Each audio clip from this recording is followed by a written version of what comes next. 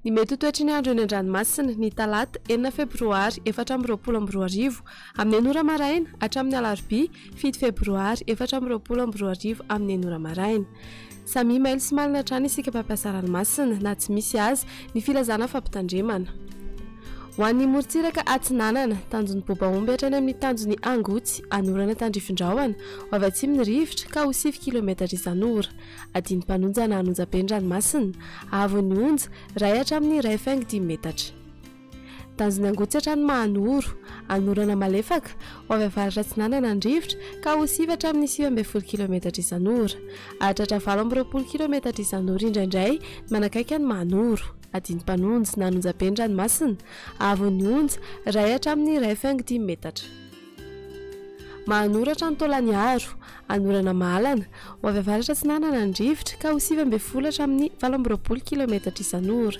Hahatratra 7.30 km isan'ora indraindray ny atsimony Faravangana. Anonjam-Ranomasina, Avon'ny Onja, 1.5 metatra. Taolagnaro hatrany amin'ny tanjon'ny Vohimena, Andrahoana Vitsy, ho avy avaratra Atsinanana ny rivotra ka ho 7.5 hatramin'ny 7.30 km isan'ora. Anonjam-Ranomasina, Avon'ny Onja, 1.5 hatramin'ny 2.2 metatra. Ho an'ny morontsiraka Andrefana, tanjon'ny Vohimena hatrany amin'ny tanjon'ny Ankaboa, anorana tandrifin-drahona mety araikotroka. Ho avy avaratra na avaratra Andrefana ny rivotra amin'ny ankapobeny ka ho 7 hatramin'ny 20 km isan'ora. Adiny Mpanonja na Anonjam-Ranomasina, Avon'ny Onja, ray hatramin'ny 1.5 metatra. Tanjon'ny Ankaboa hatrany amin'ny tanjon'ny Vilanandro, anorana tandrifin-drahona Mahalana, ho avy avaratra na avaratra Andrefana ny rivotra ka ho 7 hatramin'ny 7.5 km isan'ora. Hodonina Adiny Mpanonja-Ranomasina, Avon'ny Onja, 8.4 hatramin'ny 2 metatra.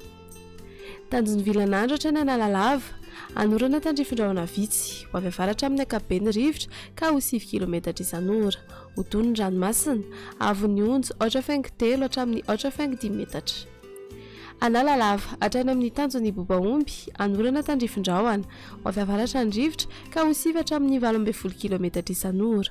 Hodonina Adiny Mpanonja-Ranomasina, Avon'ny Onja, 8.2 hatramin'ny 8.4 metatra.